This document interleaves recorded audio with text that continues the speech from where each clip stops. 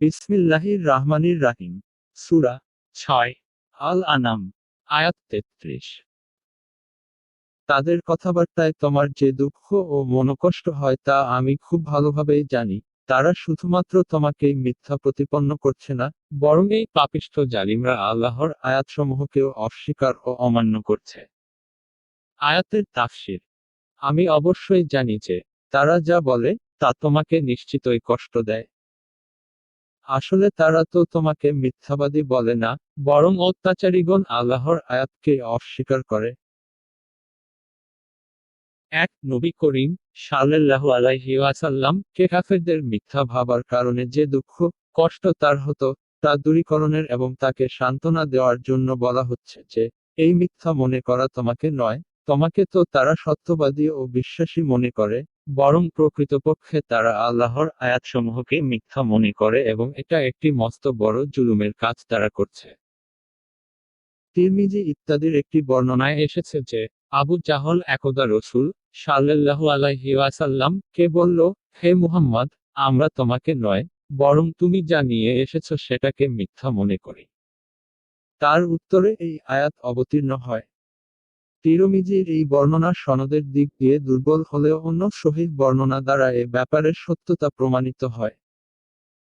মক্কার কাফেররা নবী করিম সাল্লাল্লাহু আলাইহি ওয়াসাল্লাম কে আমানতদার, বিশ্বস্ত এবং সত্যবাদী মনে করত, কিন্তু তা সত্ত্বেও তার রিসালাতের উপর ঈমান আনা থেকে দূরেই ছিল।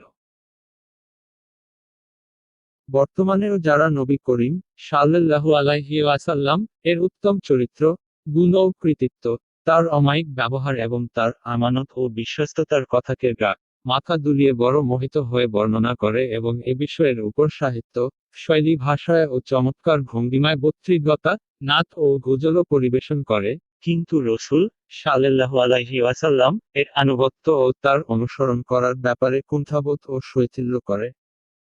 তার কথার উপর শিক্ষক কিয়াস অনুমান এবং ইমামদের কথাকে প্রাধান্য দেয়। তাদের চিন্তা করা উচিত যে এ আচরণকার যা তারা অবলম্বন করেছে। আয়াত ৩৪। তোমার পূর্বে বহু নাবী ও রাসূলকেও মিথ্যা প্রতিপন্ন করেছে, অতঃপর তারা এই মিথ্যা প্রতিপন্নকে এবং তাদের প্রতিকৃত নির্যাতন ও উৎপীড়নকে অম্লান বদনে সহ্য করেছে, যে পর্যন্ত না তাদের কাছে আমার সাহায্য এসে পৌঁছেছে। আল্লাহর আদেশকে পরিবর্তন করার কেহ নেই। তোমার কাছে পূর্ববর্তী কোনো নাবীর কিছু কিছু সংবাদ ও কাহিনী তো পৌঁছে গেছে। আয়াতের তাফসীর। তোমার পূর্বে অনেক রসূলকে অবশ্যই মিথ্যাবাদী বলা হয়েছিল, কিন্তু তাদেরকে মিথ্যাবাদী বলা ও ক্লেশ দেওয়া সত্ত্বেও তাদের নিকট আমার সাহায্য না আসা পর্যন্ত তারা ধৈর্য ধারণ করেছিল। এক আল্লাহর প্রতিশ্রুত বাক্যকে পরিবর্তন করার মতো কেউ নেই। দুই আর অবশ্যই প্রেরিত পুরুষগণের কিছু সংবাদ তো তোমার নিকট এসেছে। তিন এক নবী করিম সাল্লাল্লাহু আলাইহি ওয়াসাল্লাম কে অতিরিক্ত সান্ত্বনা দেওয়ার জন্য বলা হচ্ছে যে আল্লাহর পয়গম্বরকে কাফেরদের অস্বীকার করার ঘটনা এটা প্রথম নয়, বরং পূর্বেও অনেক রসূল এসেছিলেন যাদেরকে মিথ্যা মনে করা হয়েছে। অতএব তাদের অনুসরণ করে তুমিও ধৈর্য ও সাহসিকতা অবলম্বন করো, যেভাবে তারা তাদেরকে মিথ্যাজ্ঞান ও কষ্টদানের সময় ধৈর্য ধারণ ও সাহসিকতা প্রদর্শন করেছিল, যাতে তোমার কাছেও আমার সাহায্য সহযোগিতা ওইভাবেই আসে, যেভাবে পূর্বের রসূলদের কাছে আমার সাহায্য সহযোগিতা এসেছে। আর আমি প্রতিশ্রুতি ভঙ্গ করি না।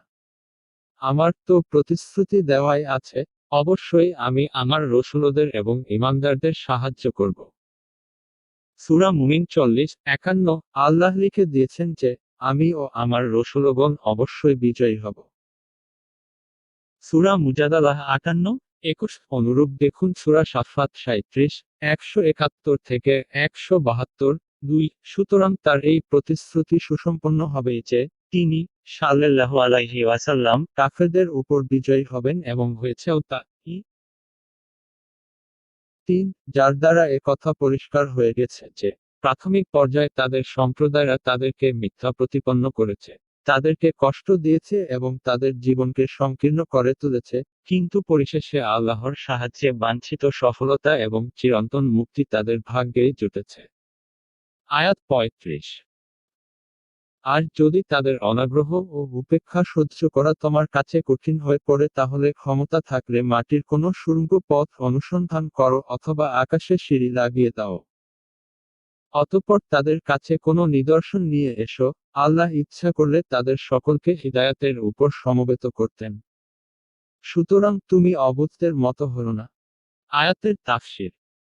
যদি তাদের উপেক্ষা তোমার নিকট কষ্টকর হয় তাহলে পারলে ভূগর্ভে কোনো সুড়ঙ্গ অথবা আকাশে কোনো সোপান অন্বেষণ করে তাদের নিকট কোন নিদর্শন আনয়ন করো। আল্লাহ ইচ্ছা করলে তাদের সকলকে অবশ্যই সৎপথে একত্র করতেন। এক সুতরাং তুমি অবশ্যই মূর্খদের অন্তর্ভুক্ত হও না। ২ এক নবী করিম সাল্লাল্লাহু আলাইহি ওয়াসাল্লাম কে বিরোধিতাকারী কাফেরদের মিথ্যা মনে করার কারণে তিনি যে মনোপীড়া ও কষ্ট অনুভব করতেন সে ব্যাপারেই মহান আল্লাহ বলছেন, এটা তো আল্লাহর ইচ্ছা এবং তার নির্ধারিত নিয়তির ভিত্তিতে হওয়ারই ছিল। আর আল্লাহর নির্দেশ ছাড়া তুমি তাদেরকে ইসলাম গ্রহণ করার প্রতি আকৃষ্ট করতে পারো না।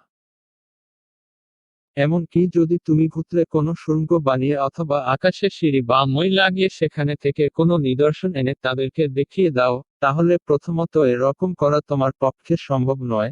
আর যদি এরকম দেখিয়েও দাও তবুও তারা ঈমান আনবে না। কেননা তাদের ঈমান আনার ব্যাপারটা আল্লাহর হিকমত ও ইচ্ছার উপর নির্ভরশীল, যাকে মানুষের জ্ঞান বুদ্ধি সম্পূর্ণরূপে পরিবেষ্টিত করতে পারে না। অবশ্য এতে তার একটি বাহ্যিক হিকমত হলো এই যে, মহান আল্লাহ তাদেরকে এখতিয়ার এবং করা ও না করার স্বাধীনতা দিয়ে পরীক্ষা করছেন। অন্যথা সমস্ত মানুষকে হিদায়াতের পথে পরিচালিত করা আল্লাহর জন্য কোনো কঠিন ব্যাপার ছিল না। তার হও শব্দ দ্বারা নিমিষে এ কাজ হতে পারত। ২ অর্থাৎ তুমি তাদের কুফরির কারণে খুব বেশি আফসোস ও অনুতাপ প্রকাশ করো না। কেননা তার সম্পর্ক আল্লাহর ইচ্ছা ও তার নির্ধারিত নিয়তির সাথে। কাজেই এটাকে আল্লাহর উপরেই ছেড়ে দাও। তিনি এর হিকমত এবং ভালো মন্দের ব্যাপারটা বেশি বুঝেন।